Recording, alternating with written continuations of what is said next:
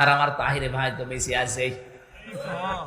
Driver আমার বলছিল ভেতরে ঢুকে দেখি, কি দেখবো? আমি দেখলেই তো মানুষ ঘিরে ধরবে, দূরে থেকে দেখি কি দৃশ্য। ওরে বাবা, মসজিদে মানুষ নেই, ও মাজারে বসে বসে ঢুকতেছে। আমিও বিশ্বাস করি ওখানে যে শুয়ে আছে লোকটা ভালো মানুষ, কিন্তু আপনি কি করছেন?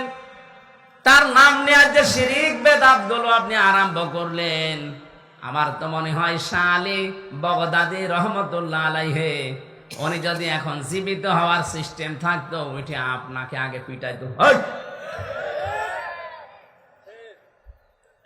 আমি আশা করব আল্লাহ ছাড়া কারো নামে জিকির আজকে থেকে আর হবে না।